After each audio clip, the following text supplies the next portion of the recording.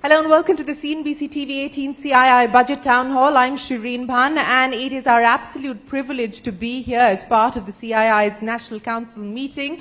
If you just see the scenario behind me, and we've got plenty of cameras here focusing on what is going on. You've got a packed house here, CEOs representing different sectors, different industries here to give us a sense of where things stand as far as the economy is concerned, but more importantly, what they believe the budget will deliver on, what the expectations are. From a historic budget, ladies and gentlemen, this is going to be the 7th budget that Finance Minister Nirmala Sitharaman presents, and this will be the first for any Finance Minister, 7 consecutive budgets of history in the making. Will the budget live up to that expectation or not? As the interim budget showed, and it was a very short 56-minute speech that the Finance Minister delivered, the government intends to continue on the path that has already been set out over the last 2 terms. The question now is, will there be any change in track? Will there be a difference in the government's approach as far as priorities are concerned?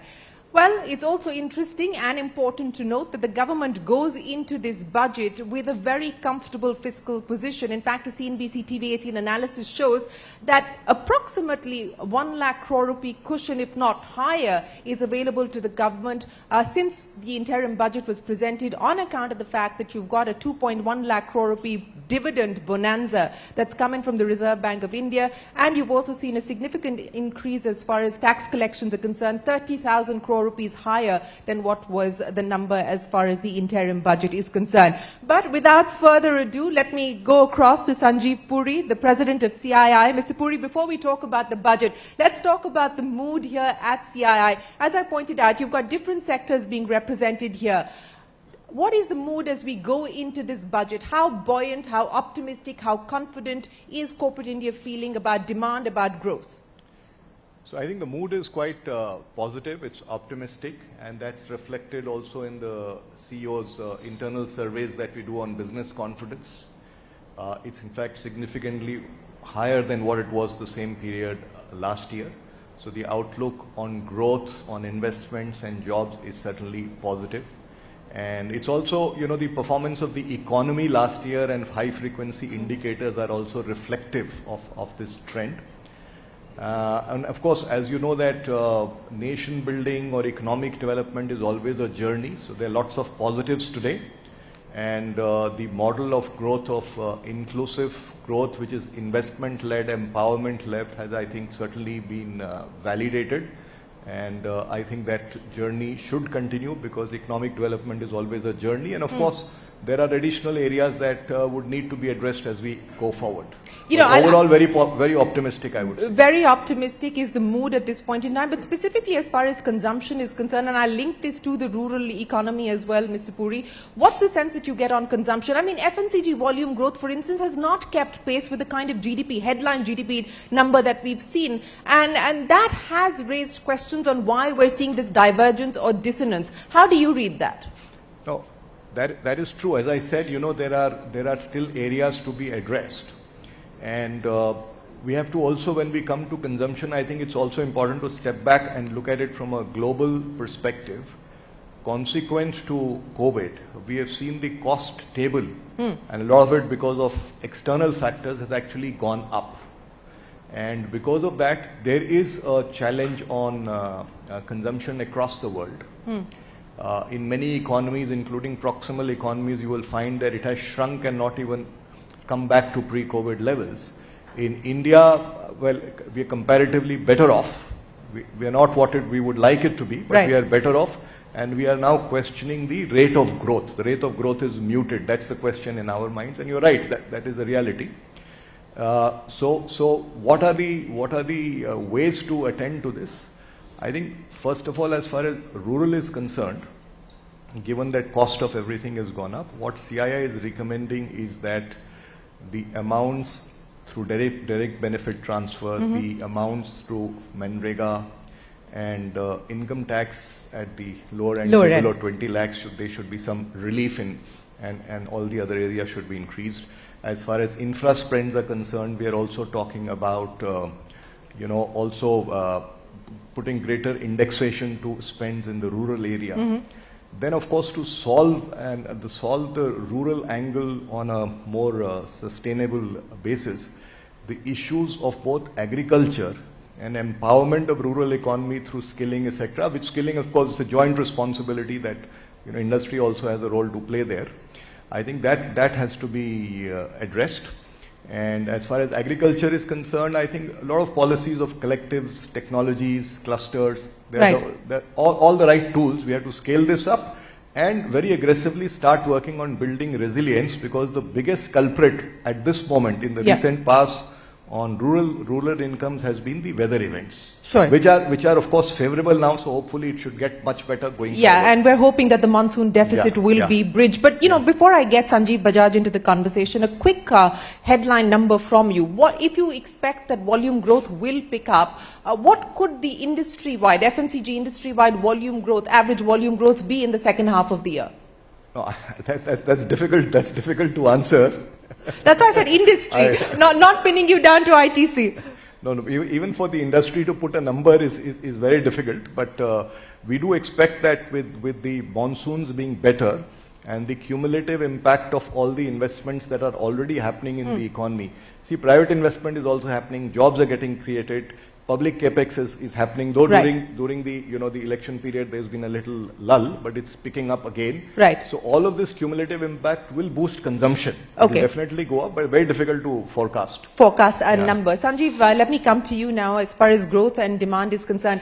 The regulator, the RBI, certainly seems to be concerned about unsecured loans and unsecured lending, and we've seen several measures coming in from the regulator on the back of that. How are you seeing the landscape at this point in time, both in terms of what's happening with credit offtake, and perhaps do you believe that the industry is prepared for more regulatory action? So the first point is, when you look at non-food bank credit, we are about 16-17%. So that is gradually growing, and that's a positive. Where it comes to small value unsecured loans, we saw a significant growth in this in the last couple of years. And I believe that the RBI has taken the right steps in trying to control that. I believe that associated with it, we've also seen in the F&O market significant increase in small value transactions in the last couple of years, which means part of this money could be used for speculative purposes, and that does not help anybody in the short to medium term. So some of these checks and controls are required, but at the same time, the regulators, we know, have an equal role to support growth as well. Let's hope for a good monsoon. We are starting to see better growth in rural India, at least in our businesses, compared to the last 4 or 5 quarters. The last quarter has been better. But yes, we need to get this cycle of growth, of private capex, of demand and jobs to move to the next level of acceleration. Any concerns around, what we are seeing, for instance, as far as MFIs are concerned, concerns building around NPAs, around delinquencies, any concerns that NBFCs at this point in time are seeing? Any signs? At an MFI level, well, our own presence is negligible there, but I don't see or hear of a sector level issue. If it's an individual company issue, it could be. Okay, so your big expectation from the budget, I know there's a long wish list that's been sent in to the finance minister, but if I were to ask you to taper that down to the top 3, what would those be? The first, very clearly as India, we are in a position where we have a significant chance over the next 5-10 years to partake in a larger part of the global economy. Our last 5 years have seen the early benefits of schemes like the PLI scheme. There have been some mistakes along the way also which need to be corrected. I hope we see a version 2 of that, and while we know the budget is for the year, but I hope there's a direction for the next 5 years. What industry needs is a clear glide path of what to expect over, say, the next 5, even 10 years, so that they can invest with confidence. Second, around jobs, having jobs and skilling. We were just talking to somebody over lunch, and you can't get people because most people have gone home, and how do you get them back? I think this is another big challenge for industry. Third is around skilling, and I know the government is doing a lot as private sector. Gone home, meaning gone home for what reason? On account of the elections, or? Gone home for elections, gone home because... Or do they not feel, there is enough opportunity back home and hence they don't feel the need to be here? So, post-COVID, what has happened is partly the additional amount of money that came into their hands when they needed it at that time. Going back and living in those means, we believe that a lot of people have just got used to that. and bringing them back into the city is taking a disproportionate effort. But that needs to be done. How can the government support industry for doing that? We also know that very often for industry, there's a gap in skilling between what you learn out of college and what's required at work. Now, each of these are areas where work has been done. Right. Question is, how do you turbocharge this to the next level? Okay, so that's interesting. So you're saying schemes like the free food scheme, etc., are now providing enough of a cushion that people are considering staying back in villages as opposed to coming to cities looking for a job. That's an interesting point that you make, Sanjeev Bajaj. But let me get Mr. Mukundan into the conversation as well, because Sanjeev also alluded to the PLI schemes, and we have 13 PLI schemes in operation. As part of the 100-day agenda, we're given to understand that from a manufacturing perspective, the government could perhaps be looking at even additional schemes, new schemes, not PLI, but things like medical device manufacturing, etc. What would industry be hoping for that this budget takes forward? So, Shereen, I think rather than get into PLI straight away, let me go to the broader issue which you raised. I think I've traveled to almost 15 cities in the last 1 month, part of CII, met the members. There are 4 issues which comes again and again whenever you go. One is the jobs issue, second is the skill issue, which I think Sanjeev alluded to. And then there's an issue which MSME is raising in terms of, that demand and how do we sort of support them. And while that support is there, I think we need to look at the broader environment and say, how do we link it to our trade policy? How do we enable them to serve the world market? I think that 4 key pivots have to be done. Don't just rely on Indian market demand growth, but rely on our connectivity to the world, become part of the global supply chain. And in that, PLI has a big role. Right. I think we got to link it to those sectors which are going to be very, very strategic in becoming part of the global supply chain. Put your money there and then enable the MSME to become part of the value chain. It creates jobs. But of course, the skill issue, the government has done a lot in my view. If you look at the new NCVT guidelines, the credit guidelines which have come out, but they have just come out about a month or 2 before. We need to still operationalize them. So a lot more focus in making them operational. And then getting a focus back on the general good, which is basically to say, don't cut back on your public investment. Right. And hold on one issue which I think maybe will serve as at least for the next 2-3 years, this 15% income tax sunset clause. Yeah. If you can push it back by another couple of years or maybe give it a 5-year push, I think it's going to play extremely well. The external environment is positive today. If you look at the environment in terms of interest rate, they're going to fall. You go look at despite all the trouble in the world, energy costs are almost flat. You can't ask for a better environment, but we now need to capitalize and move forward. Yeah, it's interesting that you talked about that extension as far as the 15% corporate tax rate is concerned for new manufacturing facilities. And of course, this has been part of the wish list that's been sent in. But I do want to address the issue of jobs, because we heard there from Mr. Puri, we heard from Sanjeev Bajaj, and you said it as well, that industry is feeling confident, industry is buoyant, private investment is picking up, capacity utilization, if I take a look at different sectors, is now 80-85%. So where are we going to start to see the jobs coming in from? Are we now on the cusp of significant additional capacity being set up, or is it continued to be across different sectors in different ways, Mr. Mukundan? See, the jobs is a general issue you hear anyway when you meet people in the community. But when you meet the industry, they talk about skilled workforce. There's a shortage. So what we are saying is there's a mismatch. We need to bridge the mismatch. And the only way we're going to do that is focusing even more on skill building, that the people who need jobs can get the right skills to come and work productively. I think that's the thing we need to solve for.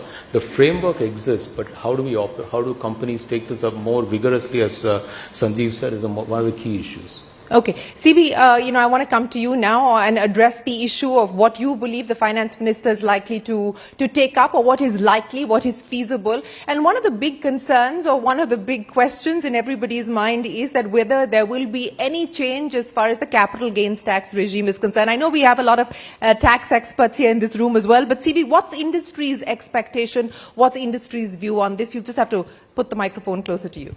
Yeah, thanks, Shereen. No, I think on capital gains, what we have actually said is basically for simplification. There are a number of rates, number of it's much complex at this point in time. So our suggestion has been mainly around a recommendation mainly around simplification. But that's as far as capital gains is concerned. But really speaking, our focus has been much on certain areas, which is making taking it on from there. There's a lot being done on decriminalization, a lot being done on ease of doing business, but I think there needs to be much more focus on decrim, especially for the small and the mid-sized companies. That's one. Second, we've also talked about something, which is like an ease of doing business, the national single window scheme, say, for instance, that really becoming much more of a single window in terms of the states. You know, when we've talked about this previously as well, over years and years and years, does it matter whether you have a central level single window? Because at the end of the day, most of your regulatory approvals, your licenses, etc., come at the state level, and a lot of states have actually moved on single window clearances already. Yeah.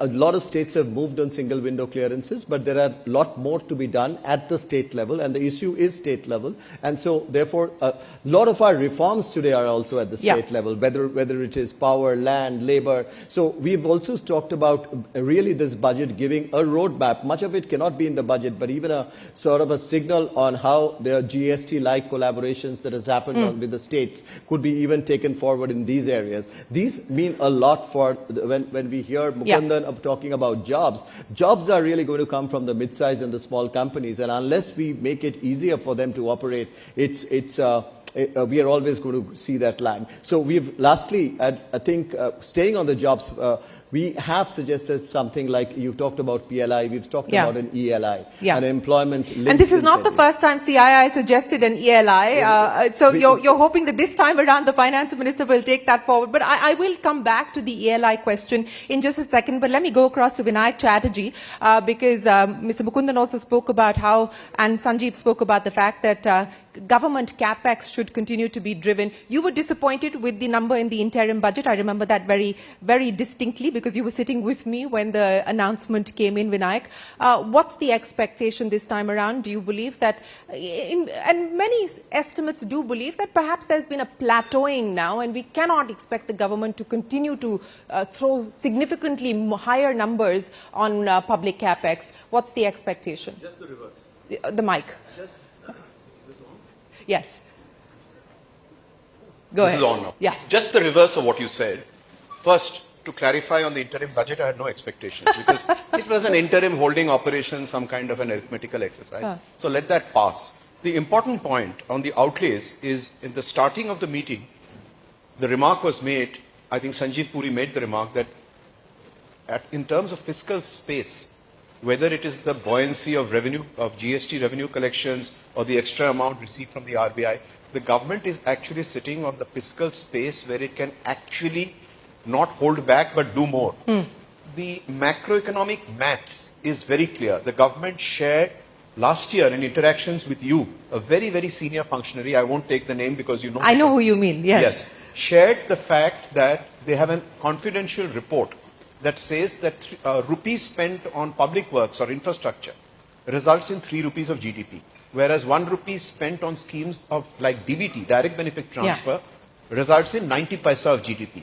So the macroeconomic maths is very clear. If they do not increase the capex spend on infrastructure by 30% this year, from 10 lakhs crores, which was the full year budget last year, to 13, which is my expectation this year, a 30% increase, consistent with the last 2 years. The last 2 years has been 25-30%. You are not going to get 8% GDP growth because with private capex still not quite taking off, it is only public expenditure and infra spends that is going to pump prime the economy. So the maths is very clear. If you don't increase the infra capex by 30%, you may not get 8% GDP growth. It's as crystal clear as that. Okay, if the math is so clear that the government needs to continue to pump prime the economy by spending more on infrastructure and public capex, Puneet Chhatwal, what is holding back the private sector from investing more? If the mood is good and the finance minister several times over has said we're waiting for the private sector to unleash its animal spirits, what's holding back the animal spirits? Shereen, I have a different opinion. I think we are doing well versus others post-COVID. So first thing we have to take into account, is there enough investment in India? The answer is yes. I just came back from Europe, and I can tell you things don't look that good out there. We can do much more, as Vinayak just alluded to, in terms of infrastructure. But there are several sectors, and I definitely represent the tourism and hospitality. I think it's high time that looking at 2047 and what we call the Amrit Kal era, I think it's a great opportunity that the government has to invest in this sector because of its ability to create the significant multiplication in jobs. So what has been proven worldwide is every job created in this sector creates 8 to 12 jobs in other sectors.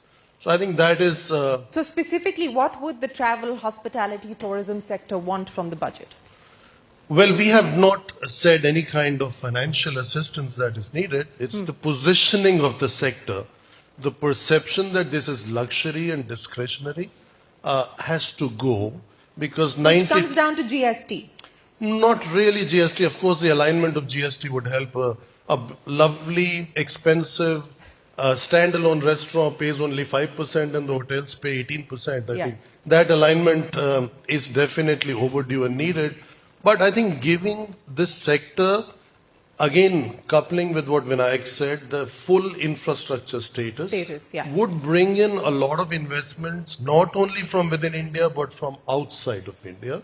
And giving it an industry status at the state levels, which many states have done, will make the cost of doing business more efficient. So more and more investment will happen. Okay, you're also in line, like I know Satish Reddy and the healthcare sector have been asking for infrastructure status, industry status for healthcare and pharma as well. John Major Sinha, let me come to you now. What's the expectation overall as far as the financial sector is concerned? Do you expect any significant announcements in this budget? And essentially, when we talk about privatization, while there is a stated policy intent to privatize, the government has not moved the legislative amendments to ensure that the banking sector does see any kind of privatization. Should we put that to rest for now? So, on a lighter note, I must say that I caution any bank or NBFC with a high price to book. Because if they get a high price to book, the RBI is going to come after them, like HDFC, Kotak, Bajaj, etc. So I just caution them, keep your price to book low, otherwise the regulator is coming. And in terms of, financial sector, look, there are, just now the overall holding of the government in public sector banks is 70%.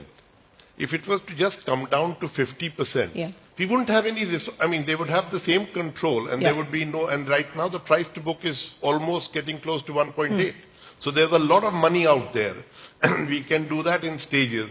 Of course, my wish, which has stayed unrequited, is to get them below 50 and above 26%. But that is unlikely. But there is one more thing, and I hope and pray at some point we take on at a mission level, which is water. If India collapses, it will not be because of jobs, it will be because of water. And the urgency of water is getting more and more strident. And we need an infrastructure kind of thinking on water, which we are struggling to do, of course, because it's state and center. But if we don't take it on, I really worry about the country itself. No, you're absolutely right in pointing that out. It's not just water, but issues like pollution, etc., also need to be addressed with the same kind of urgency as we talk about tax-related matters. But Venkat, let me come to you now. On the tax front, what's the expectation? The assumption is that perhaps this will be the budget that finally the middle class will be given some relief, or at least to make the new tax regime a lot sweeter. There could be something that the government does. What's your own expectation, at least on the tax front, and capital gains specifically as well? You'll have to come closer to the mic. Well, I think that, yes, to a certain class of taxpayers, yes, there will be a little more generosity. There is absolutely no doubt. I would also be interested to see that now when the government is thinking about not the issue of sending workers out to work in other countries. Very interesting that we're looking in terms of sending people overseas to work. at a point when we are also facing shortages here, as to whether they will look in terms of how they incentivize them as well. On capital gains, yes, the rumors have been around, and you always have the alarmists, especially in good times, and sometimes you just hope that there's status quo then. Apart from the fact that Chandrajit did say very rightly that there is a bit of streamlining that needs to be done. On infrastructure... Do you and expect them to move on holding periods this time? Or do you believe that it might be much more of a signal saying, look, it is something that we will look at? Well, I wouldn't like to speculate, and I don't think people would want to boil the ocean at this stage, I would hope. So, I actually would like us to have a larger global outlook, like even when we talked about the banks, for example, the point that Janmajay makes is right. But we should also be looking at aspirations of having more meaningful banking, global banking and insurance institutions. Yeah. I know there was talk about even looking in terms of professional services as to how we go more global. Right. But certainly I think some incentives to make Indian companies and institutions more global would be helpful. Okay. Well, I thought industry needs to be much more competitive to go global. But Sanjay, from a manufacturing standpoint specifically, and we've already seen the government do its fair share in terms of promoting different sectors. Are you going in with any expectations, any clarifications that you would like the government to make? Yeah, Shereen, from the auto component sector, we've seen a lot of disruption and a lot of opportunity for growth. But I think some kind of push in the rural industry would be great for us, because we've seen a major decline in tractors, CV. We're back in that down cycle. There's not enough happening on PLI, even though PLI has been announced and you discussed, Mukandan started talking about the PLI scheme. I think something to do with PLI where we actually see some kind of disbursement. It's been 2 years, there's been no disbursement, so there's a gap there. And then, of course, our continuous ask has been for a standard GST. And that's required.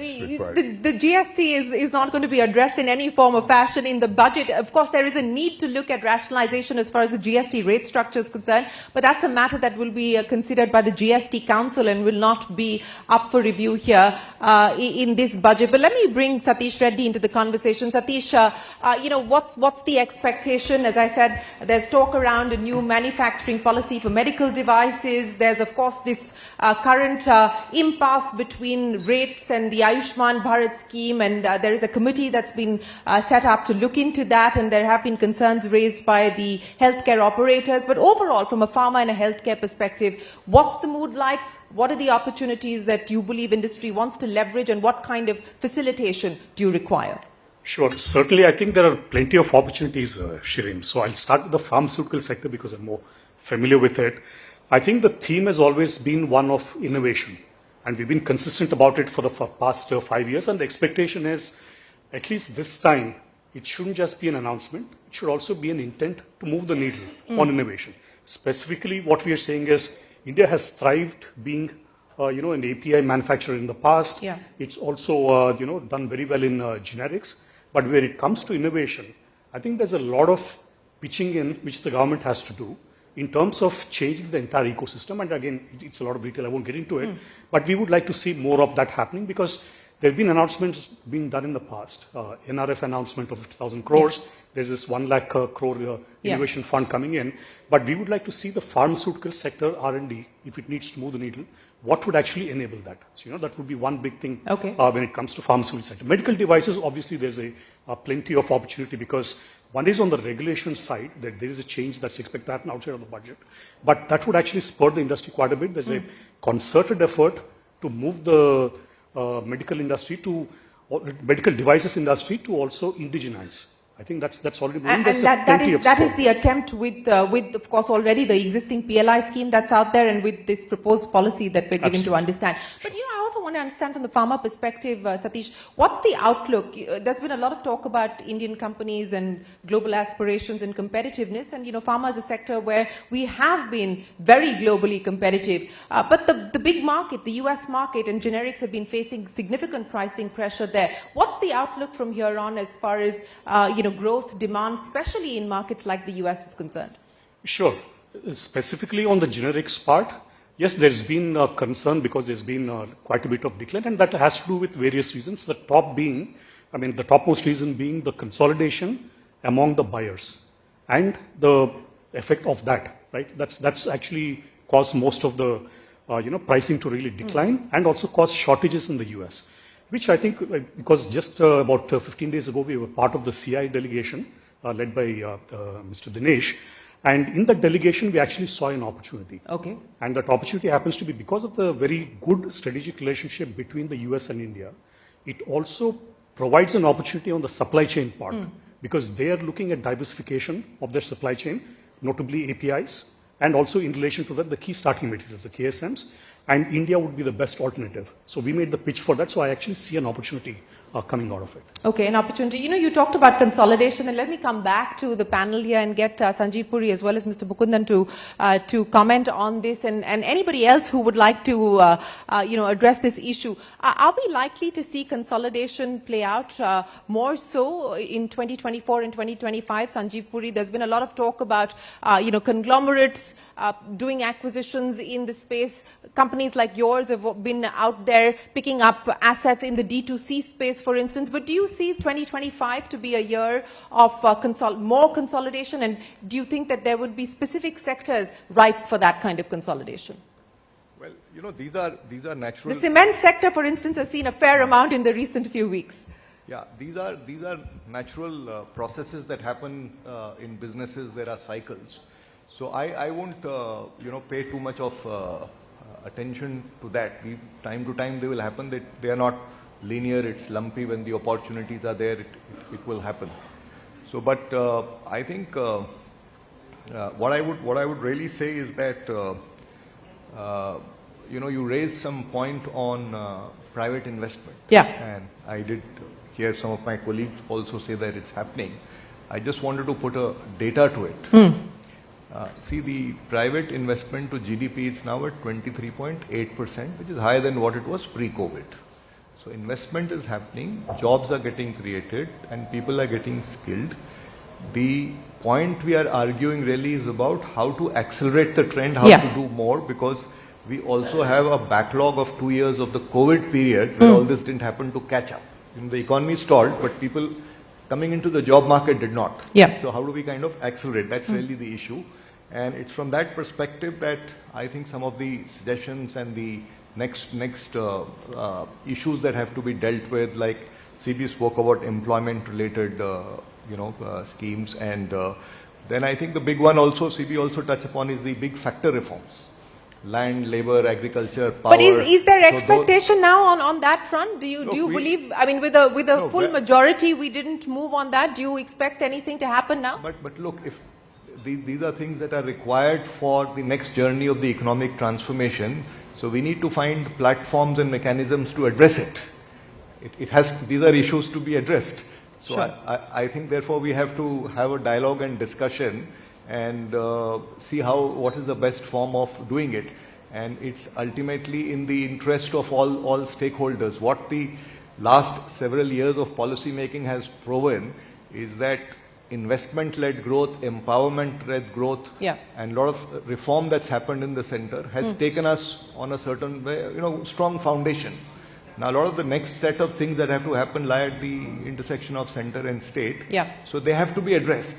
And that is where the big opportunity for India is, and big opportunity also that is coming from the new geopolitical dynamic. So these are issues that need to be addressed, and we need to have dialogue and discussion and form consensus on it. Fair point. There needs to be better engagement between the centre and state on a whole host of these crucial issues that you raised. Ms. Mukundan, both of you have talked about the need to engage much more with the world at this point in time, given the changing geopolitical dynamics. Now, we're in the process of inking an FTA with the UK. Talks have been on. 21 rounds of negotiations have taken place. We've got a new government in the UK, so perhaps it'll take a little bit longer for this to get done. There are conversations on with the EU, etc. as well. From a geopolitical standpoint, what's the expectation that industry has? Which are the blocks that you believe would make sense strategically for India to engage with from an FTA perspective at this point in time?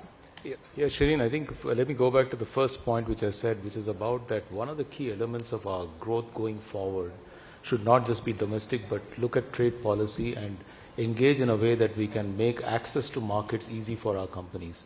And in that, I think FTAs play a big role. I think maybe some of these FTAs have taken longer than usual, but we've already signed with Australia, UAE. I think many more are in works. But we also need to sign it strategically where we can find markets. So I think already we have, for example, with Japan, Korea, engage more productively with those companies as well as the buyers in those markets to enable our companies go there. And really the opportunity, the way I see, the way Puneet has sort of spoke, is that India can build forward better because 60% of India is yet to be built. Yeah. And we need to build it sustainably. We need to build it with competitive enterprises and with skilled manpower. And finally, we have to do this in a very inclusive manner. I think that's what the budget should be looking at. All the building blocks, every year build a little bit more so that we reach that destination. Well, speaking of building a little bit more, Mr. Sriram, as far as the agri-economy is concerned, and we've got various nuggets that have come in from many participants who've already spoken, but given where we find ourselves today, and I think the obvious one is the PM Kisan installments should be enhanced, at least indexed for inflation, etc. Outside of that, what are the specifics that you would like to see to take forward from what Mr. Mukundan said, the government to build on as far as the agri-economy is concerned? Thanks, Shereen. I think agriculture is where majority of India lives, and the requirement to put in effort to increase the income of people in the agricultural area is very crucial. I think one of the areas where this can happen very well and quick is by having a strong collaboration between corporates and farmers. I really think the 3 laws which were unfortunately shelved, they were good laws. They're good for the farmer. I'll give you an example. We are in the sugar industry. We are seeing how 98% of the money we pay for the price of sugar cane goes directly to the farmer. There are no middlemen. So I think that's a great advantage. If one can have a tie-up for food processing in a structured manner with the farmers, and corporates have been told, should be told, you can't pay below the MSP. Yeah. You are assuring an income, and the second part of corporates getting involved, if I may take a second to give an example, we help the farmer grow sugarcane. Average yield is about 70 tons per hectare. We've had a farmer who had an output of 275 tons per hectare with a net profit of 6 lakhs per hectare. That's the collaborative effort which can go in. So I think there's a lot of work which can go on this side, which is good. One more area of agriculture, if I may say so, which requires attention, which Janmajay also mentioned, is the issue of water. I think water is being wasted. 80% of the water is used in agriculture. We need to have some pricing. Anything free is misused. So as a suggestion, now that we have direct benefit transfer going across, charge for the electricity used for water, pay it based on the electric pump used, rather than giving it free. We've seen in some states with electricity free and water free what's happening. I think we need to do something there also. Well, that again is not going to be part of what the budget can prescribe, but of course it's a larger issue that needs to be addressed, and not just for water, but across a whole aspect of other services provided. But Mr. Sriram, you talked about the sugar FRP, for instance. Now, as far as many changes that we've seen onion exporters, for instance, cry hoarse about the fact that there have been many changes that the government imposes, bans are imposed, and so on and so forth. What is it that you believe the government needs to send out in terms of messaging as well as articulation of its policy when we talk about stability of prices? I think pricing has to be reasonable to the farmer. There is no question. The second reality is someone has to pay. If you're giving the farmer a better price, someone has to pay. This is where I think the approach of having a collaboration with corporates for food processing can help, where you can get even onions in the dried format, in a dried form through processing, which can be used in the off-season. So you can actually capitalize on this by giving the benefit to the farmer across the board. But I think a pricing has to be reasonable, has to be balanced, and I think the government is already giving free food, etc. to 80 crore people. They're getting the benefit. They have to pay for something. I think there has to be a balance between that.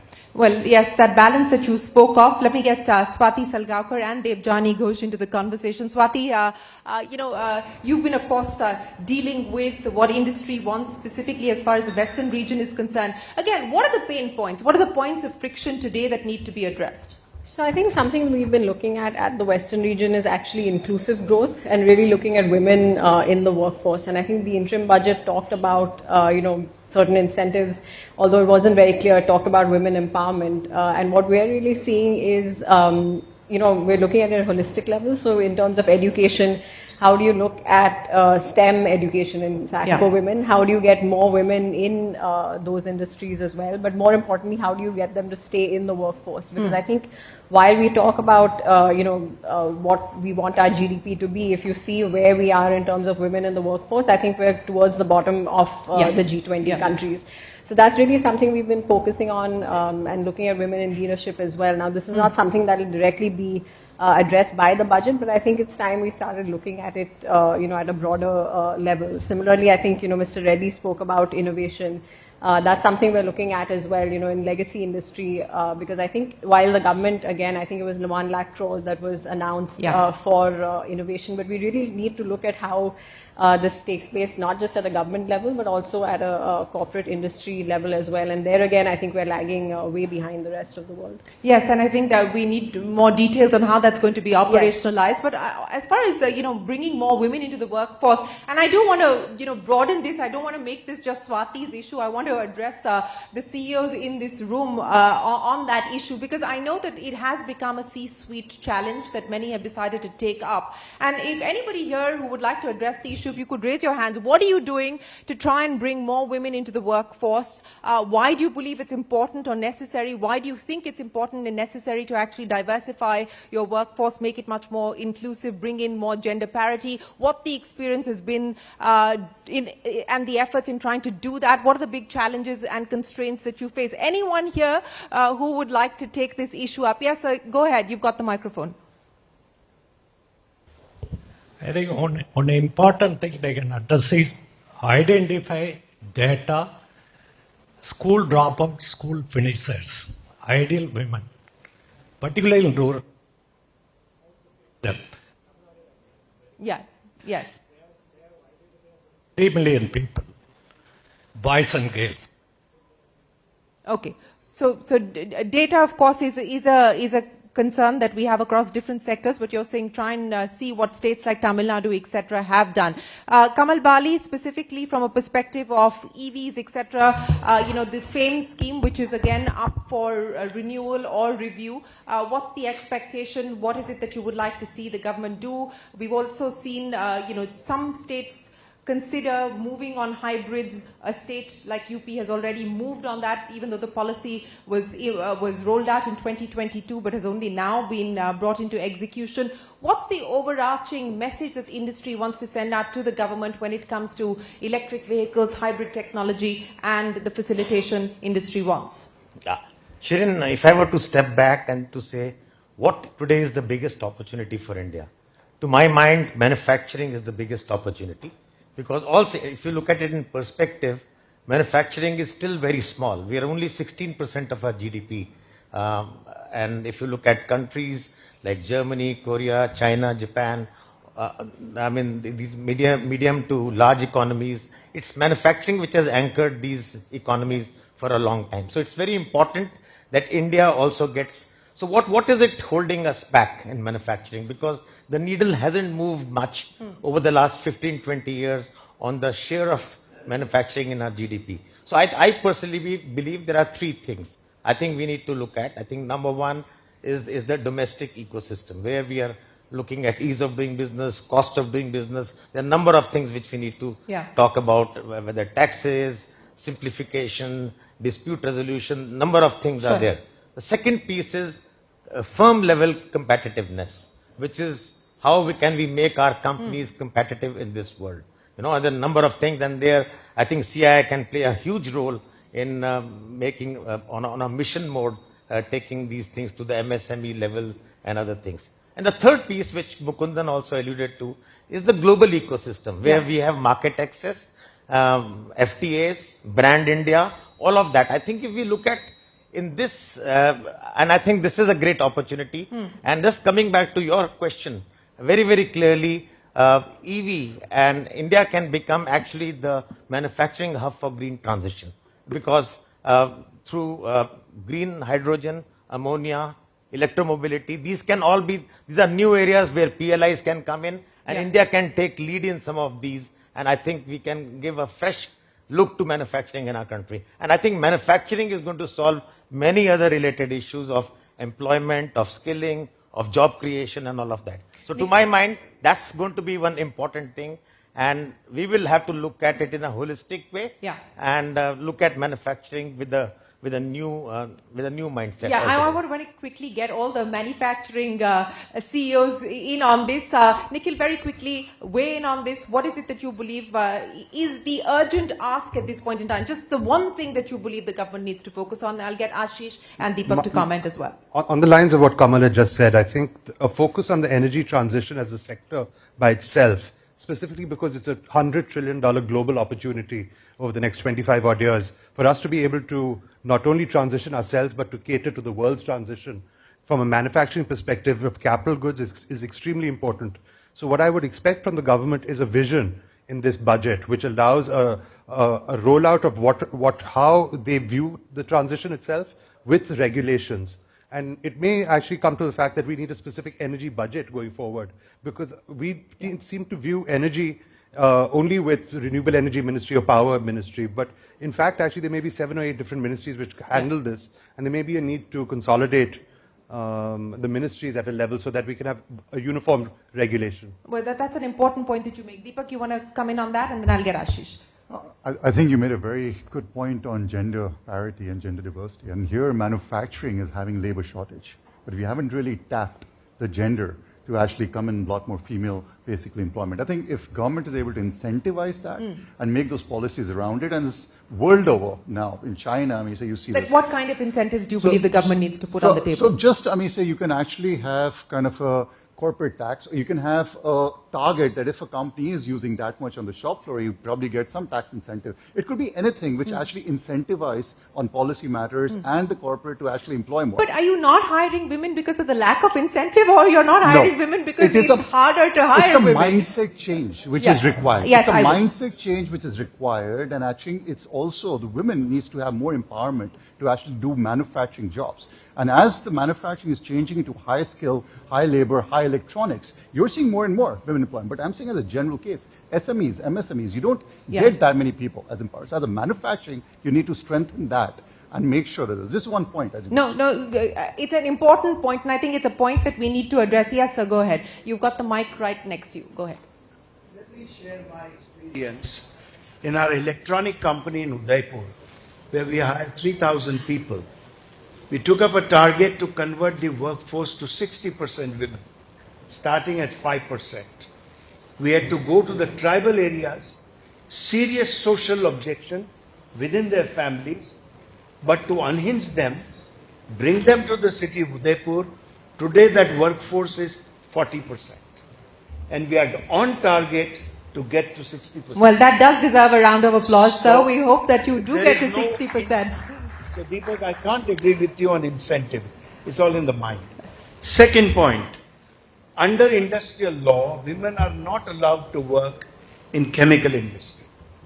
But we took this up because we have our manufacturing in the chemical business in Gujarat, and we have got that law changed, which would allow women workers to work in chemical factories.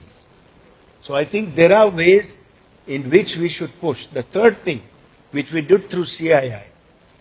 In Punjab, under the succession law, the women could never be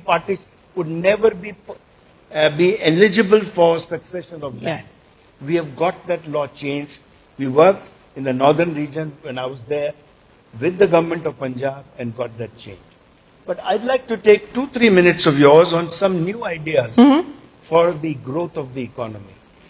Indian railway speed is about 25 kilometers an hour average. In China, it is 70 kilometers. And my understanding is if we can target to change the average speed of the railways, it would have an impact of 1% on our GDP. It will have a serious social and economic impact. It will seriously change the regional imbalance. And my understanding is the problem is not in the rolling stock, but it is primarily in the signaling technology that we do. So if we can work very focused on this to target 70 kilometers, China is 80, Europe is about 200, America has about 18. And it will change the entire dynamics of our transportation and our logistics supply as chain, well, yeah, absolutely. as well as social impact. The second point I would say, which I see as an industry, serious issues on HSN classification. Yes. Of raw materials. Yeah. Thousands and thousands of crores of imports are taking place on the wrong number. Yes. At lower duty, which they don't deserve. Now that also affects our competitiveness. So government has to sit down, seriously work, and it's not an easy task. No, it isn't. It's extremely complicated. But we have to bite the bullet. We need to work very, very seriously on that. The third suggestion I would make is about water. Now there is very good modular technology on desalination. We are now very strongly committed on renewable and green energy. Why should we not put up a lot of facilities on our coastline throughout the country, make governments like I know Gujarat, which is maximum use of water because of its chemical industry, right, create facilities of desalinated water with renewable energy. Yeah. So the costs are low. Do it in a modular form. All the industrial estates, all large industrial factories, and all homes, a lot of water can be created. If we focus on that, create a scheme, maybe offer an incentive, or work on a certain basis to get our water resources augmented. No, that's a very good idea. Actually, very good 3 ideas that you put on the table. I'd like to give one more idea. Okay, fine. Very quickly. If you have the patience. I think I have the patience, not sure about the time. The major challenge in India today is the quality of our goods. Yes. If you look at my farmers, the major challenge is poor quality of fertilizers, pesticides, seeds. And it's not because of the manufacturers, because the way by the time they get into distribution. So I would propose a national grid for quality control. It could also take up analysis of chemicals coming in from abroad or being exported. If you create a national grid as an independent agency, almost like an election commission, right, I think there is a tremendous opportunity to ensure, a tremendous scope in ensuring that only quality goods reach the consumer or our So that's another federal body. One was proposed there by CB, another here by Mr. Singhal. Let me come across to Aditya Ghosh as well. Ashish, I'll come back to you in just a second. Aditya, we're talking a lot about mobility. We're also talking about new sectors. Let's talk about aviation as well. And, you're now part of ACASA. And what we are seeing is that trouble and pain continues as far as the aviation sector is concerned, specific, of course, to specific airlines. But India is still short on capacity. What do you believe the budget or government policy can do? Forget the budget. What do you expect the government to do in this situation to try and ease some of the capacity constraints? Thanks, Shereen. I think Shereen, some things are very different now than what it used to be for the last 10, 15 years. Thanks to consolidation and what has happened, there is structurally a very positive environment around aviation now. There are 3-4 players, primarily professionally run, so whether it's the use of capacity, technology, it's got better. Second is that, like in any business, we continue to be in a highly supply constrained environment with economy growing at about 7%. For us to be able to keep up, we need 14-15% addition capacity every year, which is not happening. But what could government do differently? Of course, there is one which we've been talking about forever, which is around the fuel tax. ATF, right? but that has come down. That has come down across yes. different states. Yeah. And I think what's also aiding the fact is that if you look at yield and the fare environment, there's an improvement versus last year. Yeah. This summer we saw an 11% improvement year over year. But I think where, the government can do more is actually making it easier for youngsters to get skilled in aviation related jobs, travel related jobs, because they are very expensive. Look at pilots, for instance. There is a worldwide shortage. And when it takes 50, 60, 70 lakhs to become a pilot, where will affordable finance come from to be able to skill that? And there, I think we have the opportunity to not only skill for India, we have the opportunity to skill for the world. Okay.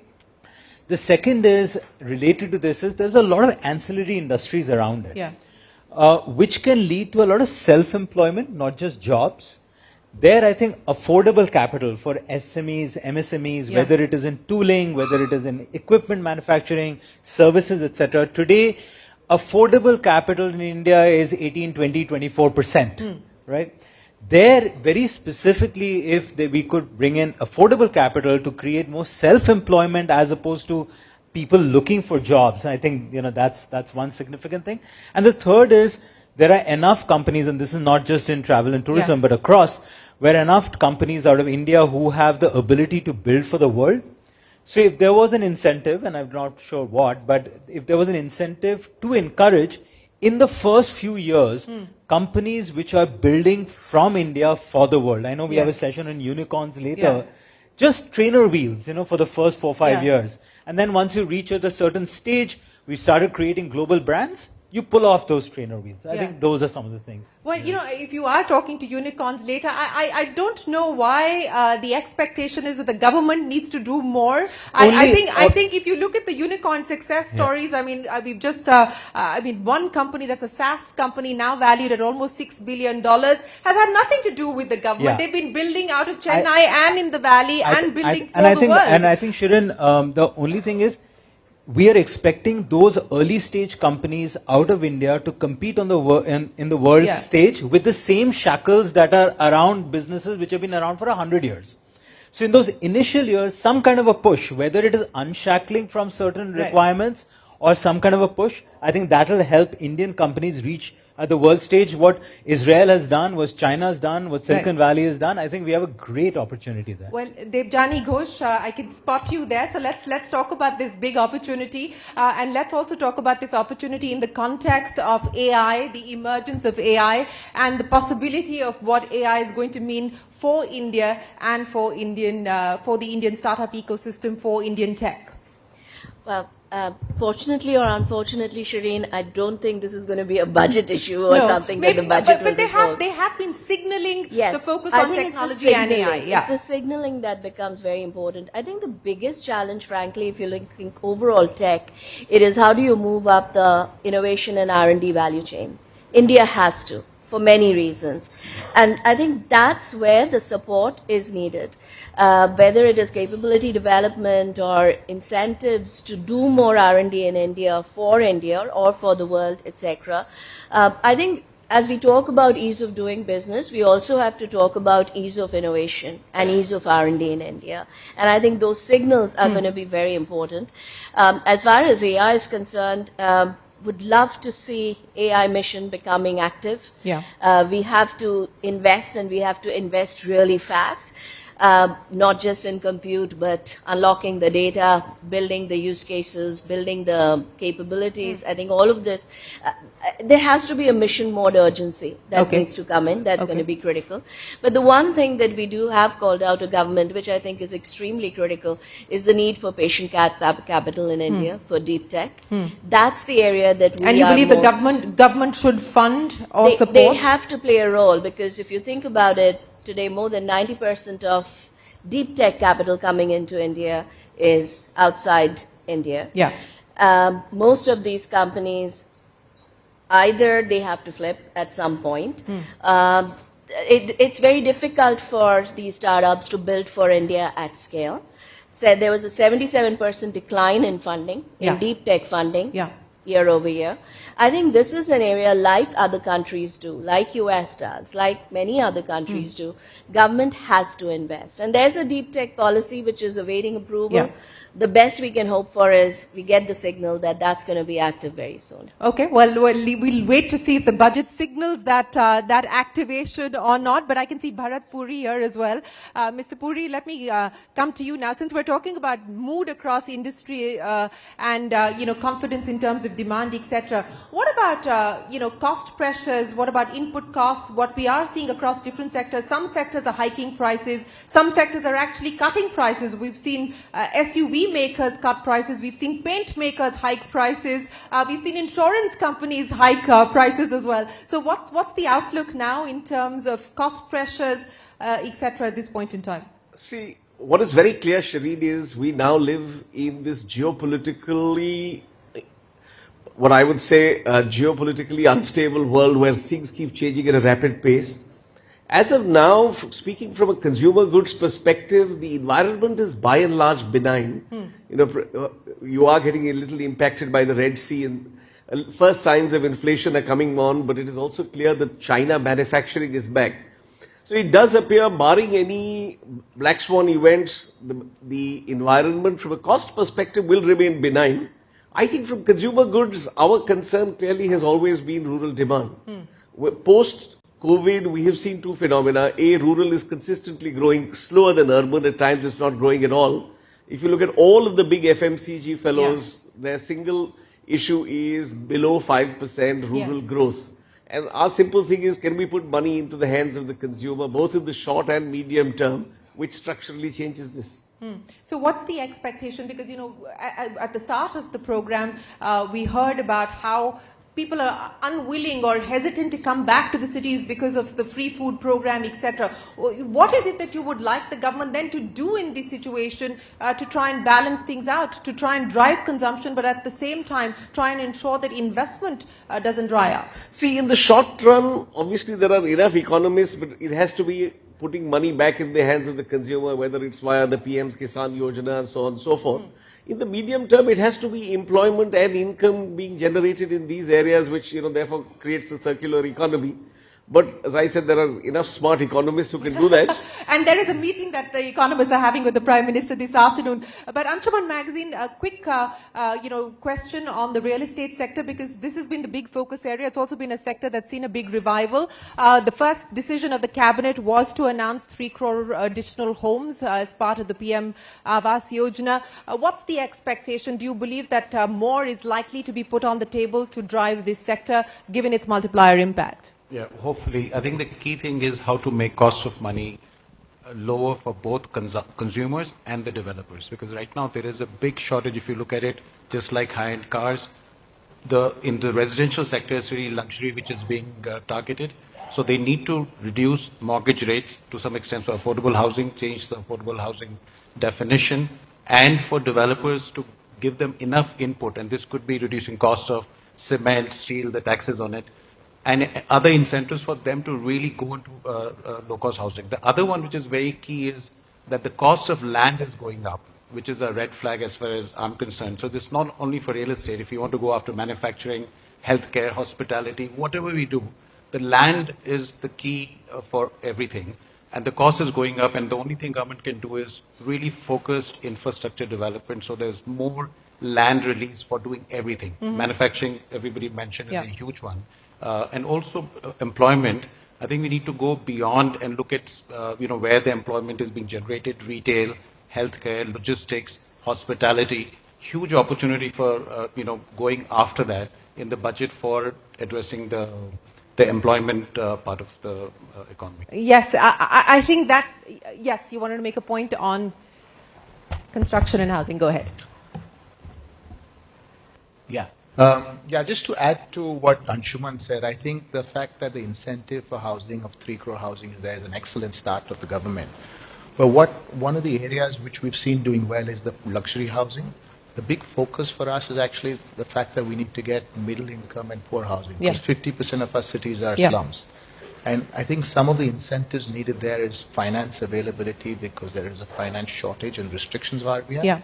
And the fact that we don't have a tax incentive which used to be there. If some sort of incentive could come in. Okay, so incentives to promote affordable housing on the housing side. And on the non-residential side, the one scheme which the government has bought is the REIT InvIT, which has actually started off really well. one of the incentives or the issues which we've been raising in the government is to bring it on par with equities, because it's not yet classified as equity, and there are subsequent issues, which is why we're not seeing the sector Well, grow as much. this issue of parity is across different asset classes at this point in time, and in some quarters the hope is that the government addresses it. In some quarters the hope is it will spoil the party. Don't go anywhere close to it. So we don't know which way the finance minister will move. Ashish, a quick word from you on what you believe the priorities need to be. Look, I'll do my best to give a quick word. First on infrastructure spending. There was a talk earlier about 30% increase in budgets. Very good suggestion. Do that. Keep things simple. Let the network effects take over and the economy will continue to do well. Second, taking off of what Nikhil was talking about, using energy as a place where to reinvigorate manufacturing. The government's doing its bit. I think the industry needs to do a lot more as well, especially where R&D is considered in new energy, which is not a budget topic, but in all the PLIs for electrolyzers as it's looked at, there's not single one with homegrown Indian technology being looked at. Here we're still looking at foreign collaborations. Right. That can only get us that far. And third, as I was just discussing with Sunil, there's real dearth of labor right now, especially for civil construction.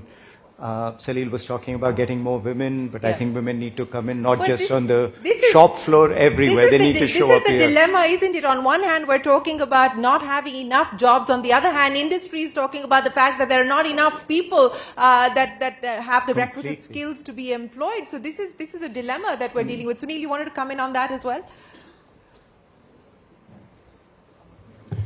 So I would agree completely with what Ashish has said on all the angles.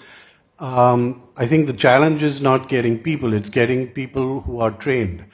And I think that is where much more needs to be done in the area of skilling.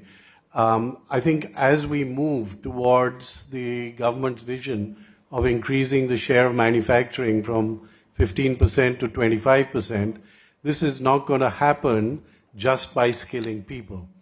We're talking about $1.5 trillion of capex coming in the next couple of years if we've got to get to the 25% vision target.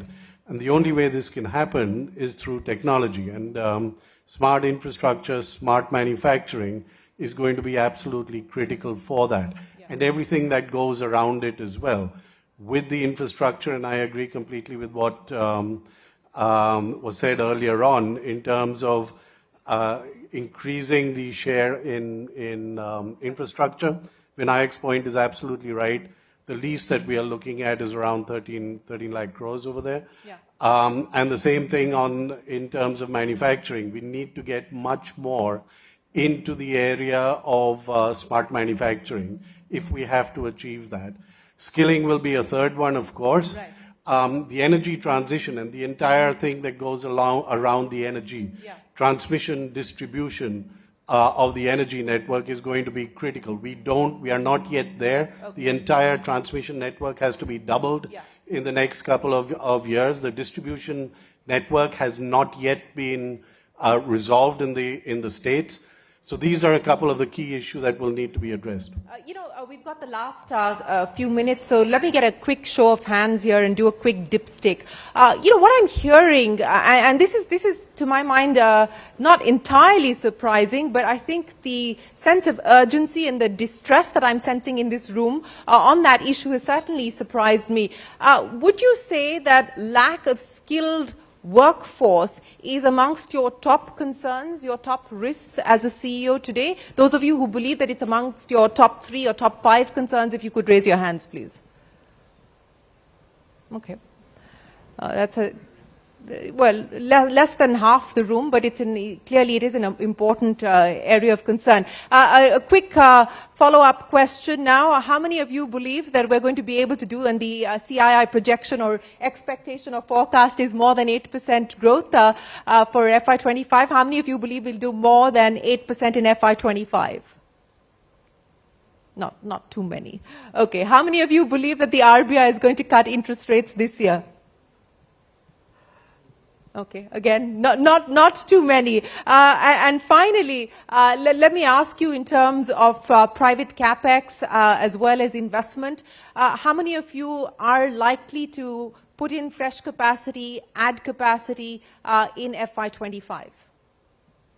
Well, that's a positive note to end this conversation on. A strong show of hands coming in here from industry. I hope you do actually deliver on that, and I would imagine that we are going to see the impact of that play out over the next few quarters. But ladies and gentlemen, it's been an absolute pleasure. We've covered a whole host of sectors and a lot of ground here on what it means for the Indian economy to try and drive competitiveness, what it means for the government, but more importantly, how both industry and government can work together to address some of the key concerns that constrain us, but also some of the big opportunities that we as a nation are hoping to capitalize on. Thank you very much for being part of the CNBC-TV18 CII Budget Town Hall. We will see you again on the 23rd of July to see how much of what we've discussed here is finally taken forward by the Finance Minister when she presents her 7th budget. Thank you very, very much for joining us here on this special. Thank you, Mr. Puri, Mr. Pukundan and CB for facilitating this. Appreciate your time and have a very good rest of your National Council. Thank you. Thank you so much. Thank you very much. Thank you.